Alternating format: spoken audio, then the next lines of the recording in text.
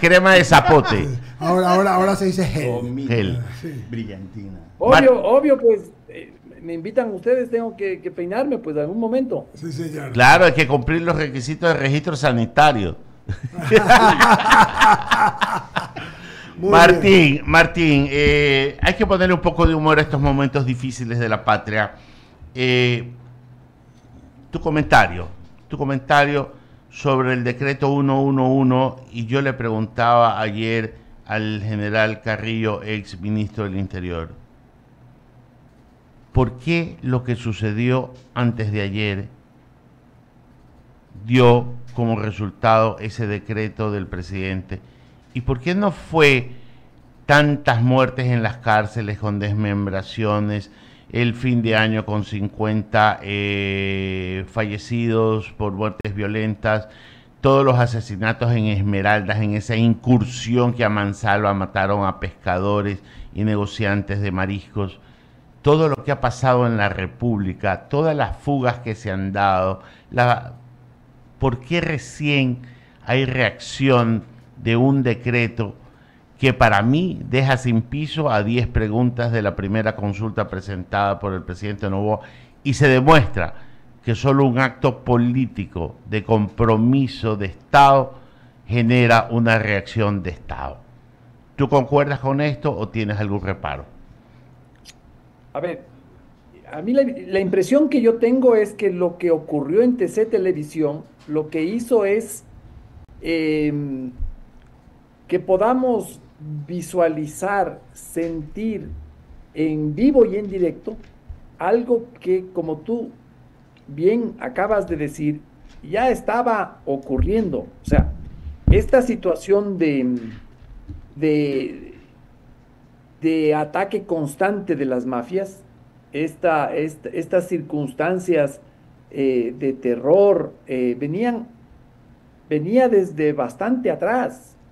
Lo de Esmeralda sabemos, la situación de Guayaquil no es nueva.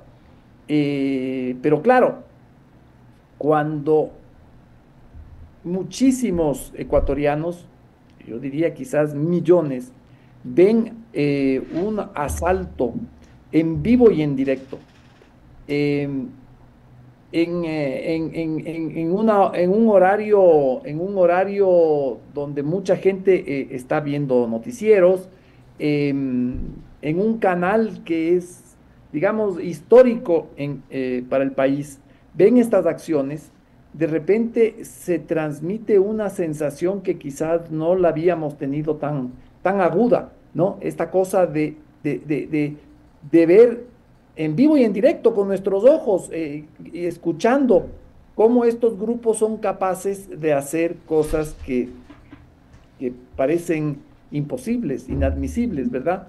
Entonces yo creo que ese hecho es un punto de inflexión emocional en el país, y produce esta reacción del presidente. Yo estoy de acuerdo.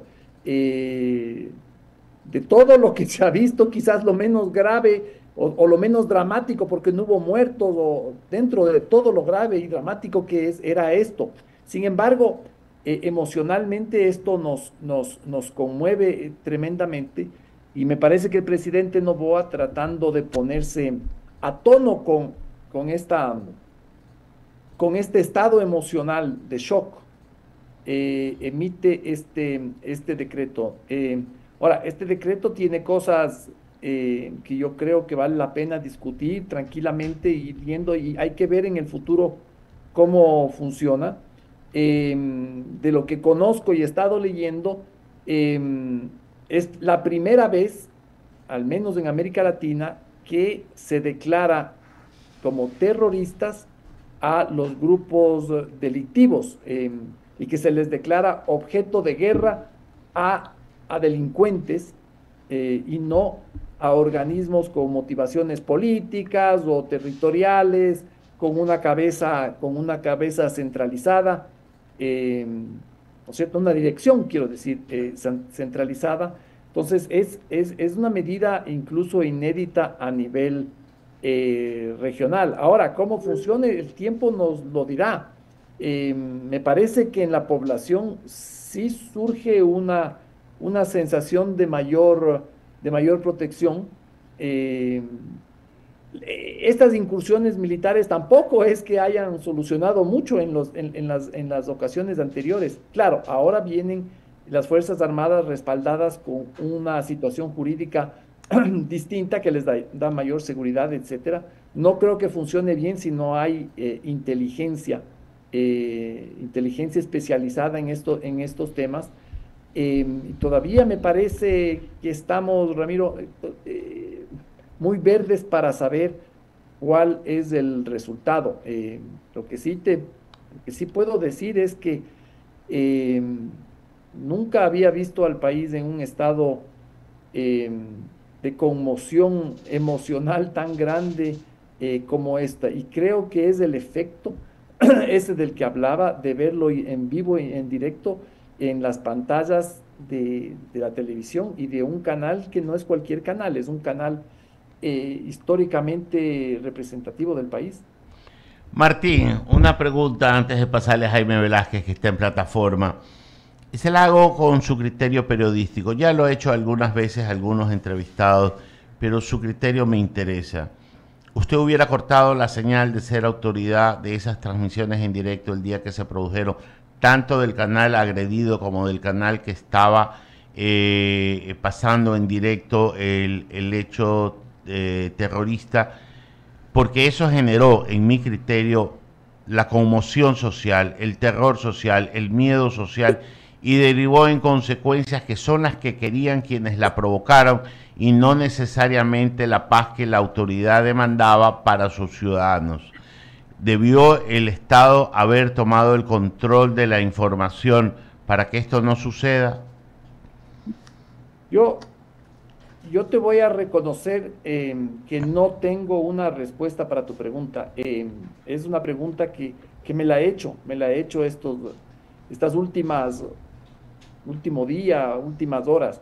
Yo en principio creo que la sociedad tiene el derecho de informarse, tiene el derecho a saber qué pasa. Creo que nadie puede evitar que ese derecho sea ejercido, ¿no es cierto? Que la sociedad sea impedida de conocer un tema que le compete y que le afecta. Pero también te voy a reconocer que viendo los resultados de lo que ocurrió a partir de ese día, a mí me entran las dudas. Yo creo que toda persona eh, puede empezar a dudar incluso de sus convicciones, de sus principios, más que principios, ¿no? De sus creencias. Y yo siento que ese es un poco mi caso.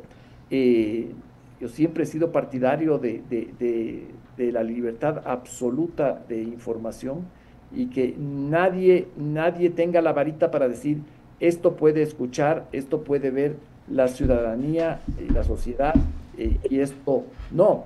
Pero no te miento, me produjo un conflicto muy profundo lo que ocurrió cuando yo veía desde aquí, desde mi casa, veía cómo la gente regresaba desesperada a, a sus casas luego del trabajo, ¿no?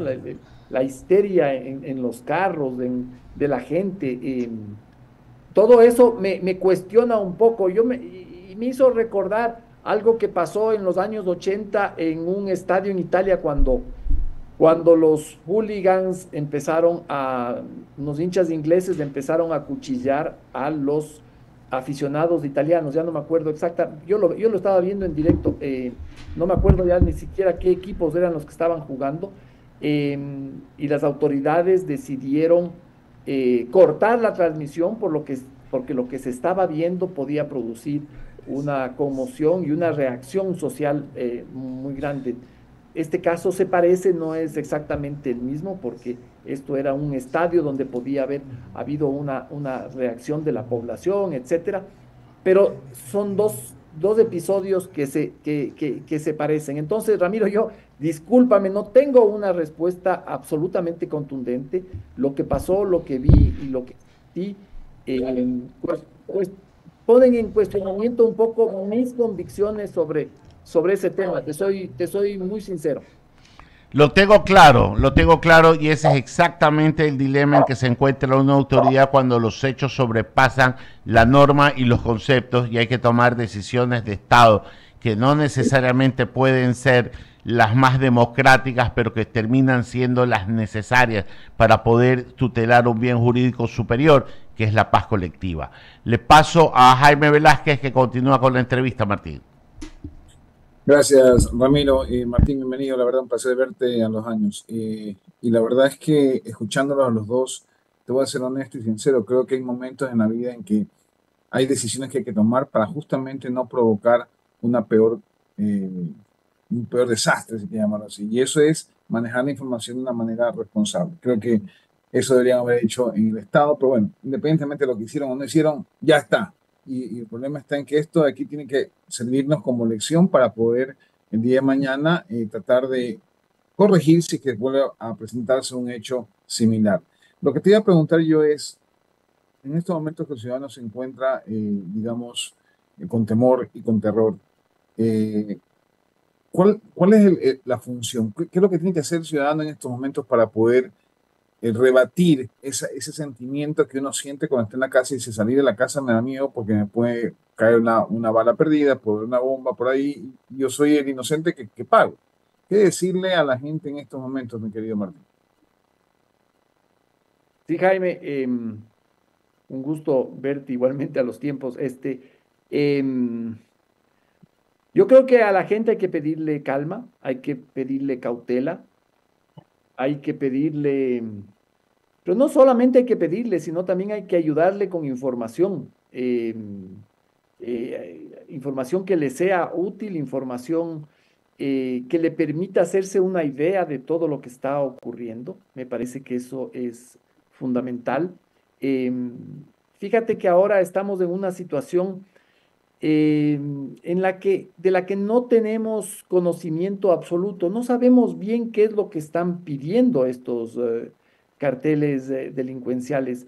No sabemos cuáles son sus reivindicaciones. Por lo general, cuando hay hechos así, existen comunicados, existen manifiestos donde los delincuentes, los terroristas en este caso, dicen qué es lo que están pretendiendo, qué es lo que están exigiendo al gobierno, a la sociedad, y eso no sabemos.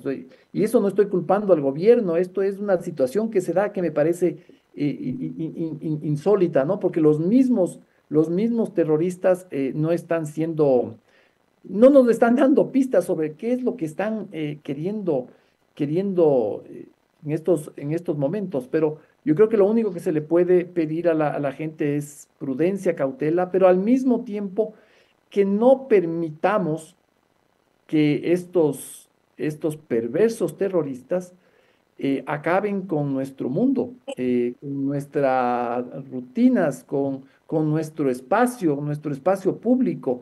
Es tremendamente triste ver que la sociedad, y no estoy acusando a la sociedad, sino que es muy triste ver cómo la sociedad, y la entiendo, empieza a recular, empieza a aislarse y en cierta forma le da gusto a estos criminales, a estos terroristas que no tienen, no merecen ni perdón ni olvido, Jaime.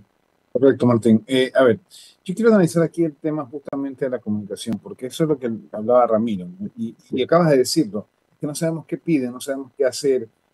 Como ciudadanos debemos saber y tenemos el derecho a estar informados. Y en eso yo coincido que debe estar informado, pero bien informado, que es la diferencia. Es decir, existen una serie de videos que salen en las redes sociales, que eso no es pues, realmente una comunicación formal y oficial. Existe obviamente las entrevistas que da el Comando Conjunto para decir cuáles son los avances en el operativo. Y sabemos claramente que estos 8, 10 o 15 organizaciones son las que están identificadas como objetivos militares.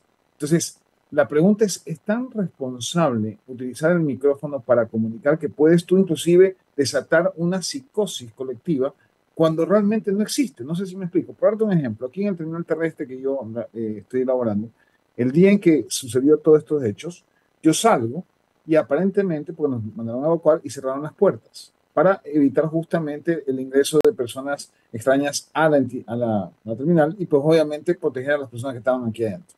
El tema está en que la gente afuera comenzó a mandar una serie de mensajes, que habían bombas, delincuentes, y obviamente eso te trae eso, preocupación. La gente en las calles estaba como loca.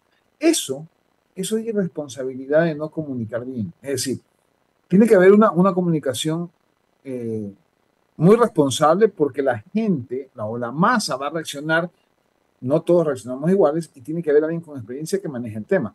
No sé cómo tú lo veas, porque yo sé que tú eres muy liberario en el tema y hablas del tema de que tienen derecho, sí, tienen derecho siempre y cuando la información sea la correcta. El problema está en que en estas ocasiones lo que buscan los terroristas es justamente el caos, el brindar información errada para que justamente la gente tenga temor. Entonces, ante eso, creo que el hecho debe ser es tomar las riendas del caso y hacer lo que se hizo en sus momentos cuando este, se cierran los canales de televisión, es decir, o la señal de aire. No sé cómo lo veas, Martín.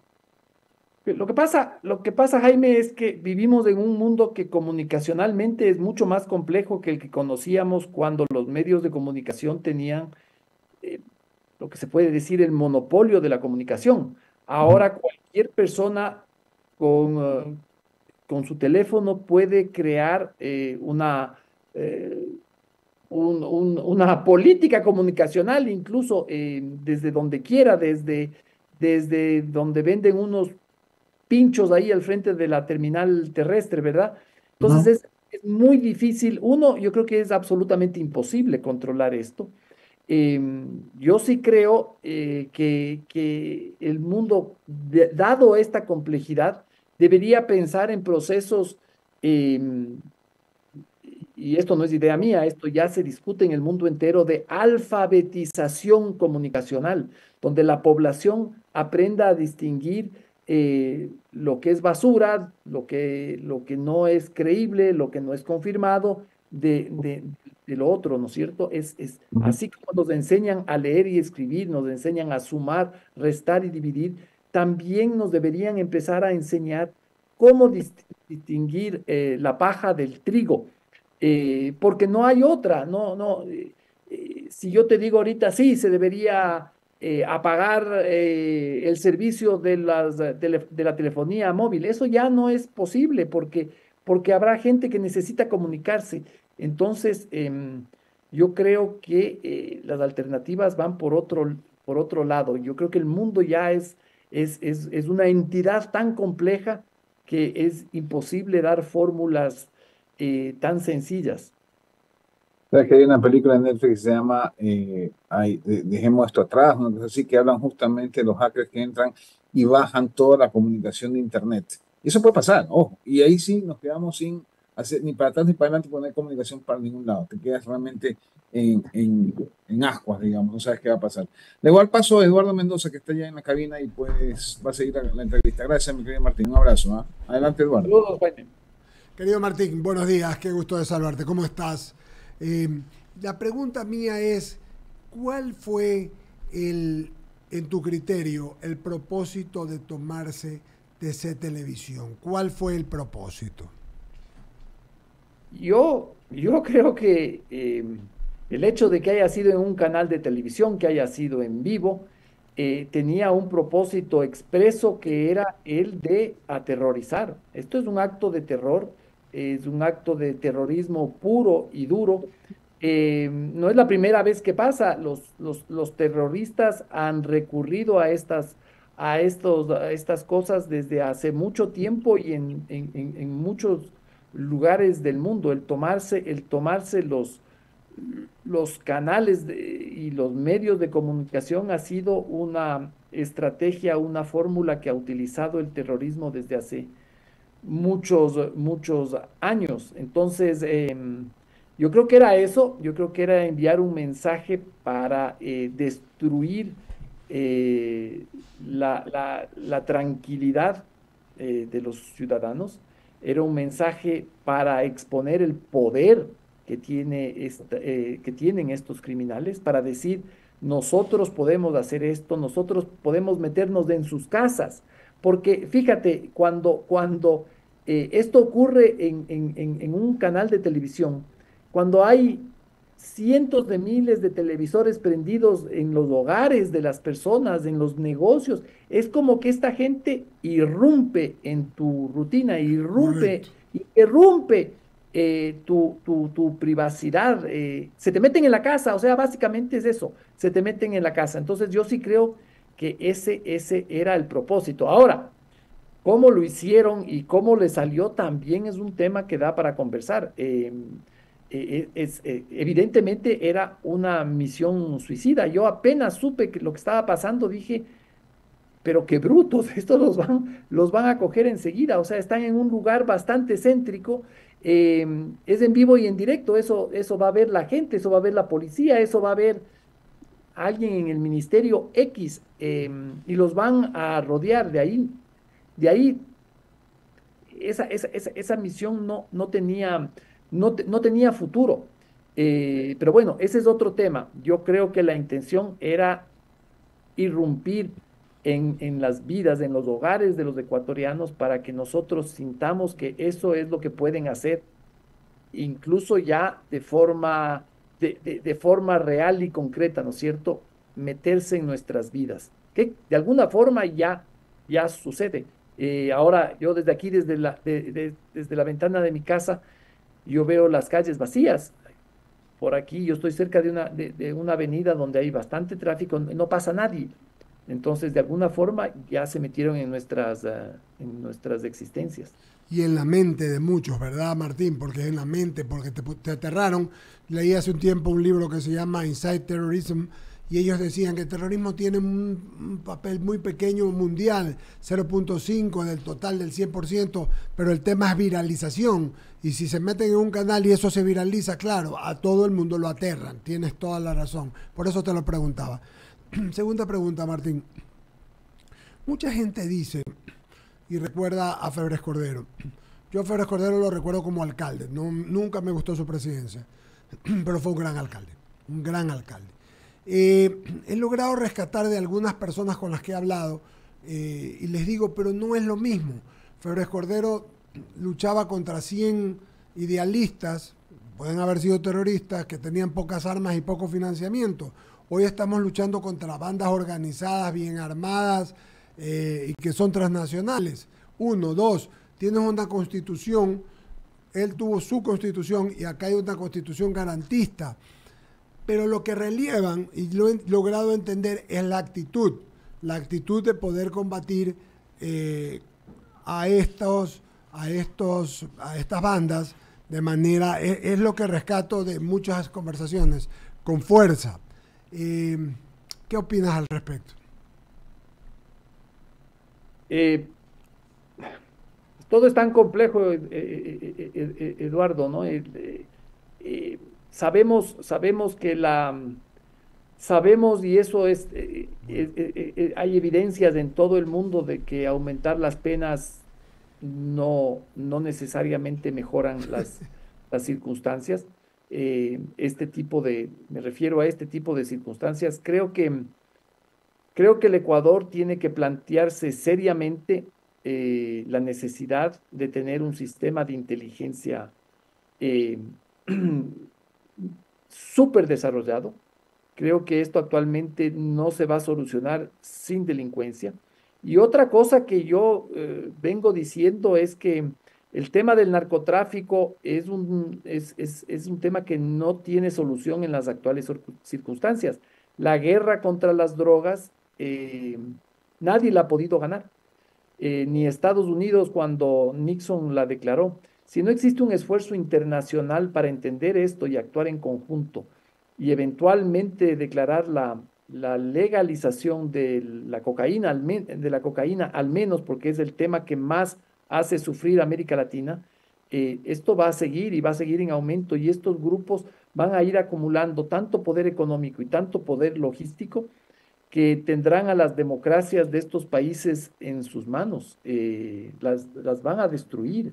Es terrible lo que está viviendo América Latina, porque si nosotros hacemos un esfuercito y vemos lo que está pasando en otros países, lo de Ecuador es tal vez un caso dramático, más dramático que los otros, pero todos están en este mismo cuento, hasta la misma Argentina, que hasta hace poco se podía jactar de ser uno de los países más seguros del mundo. Ahora hay zonas como Rosario donde ya el Estado casi no tiene control.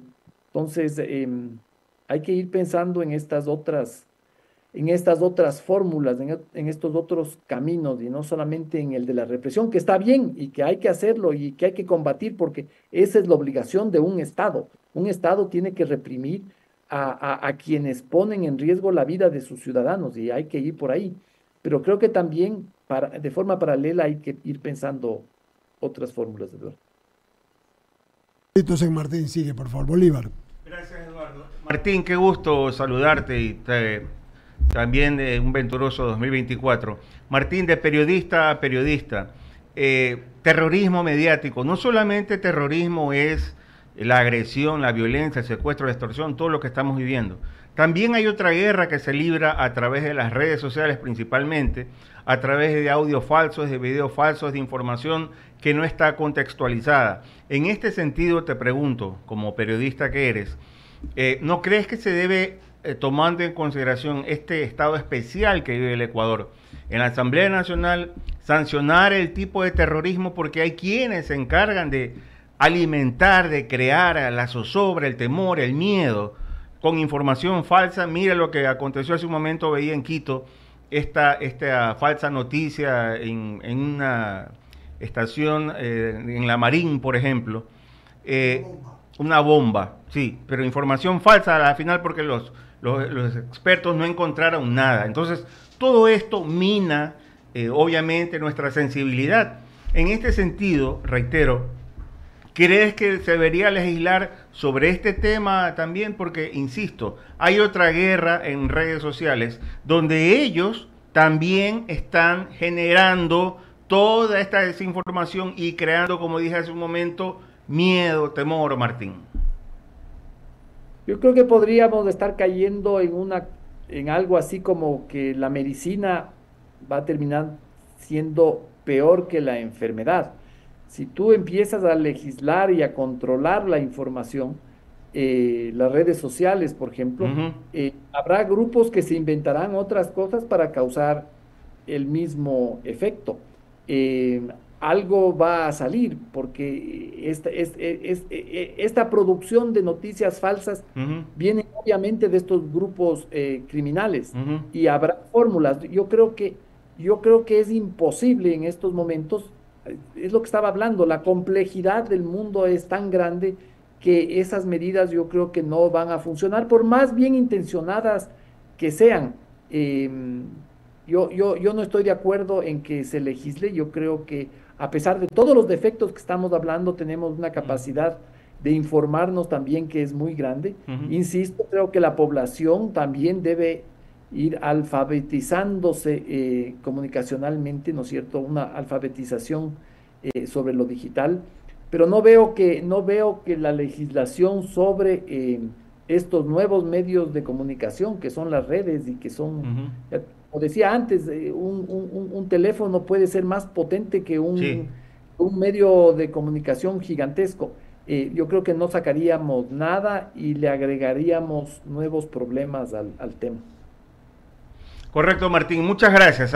Muchísimas gracias, querido Martín. Te mandamos un abrazo. Gusto de saludarte. Tengas buen día. Gracias a todos ustedes, y siempre es un gusto conversar con ustedes. Muchas gracias. Aquí estuvo en el Diálogo por I99, Radio TV, Martín Payares, periodista. Son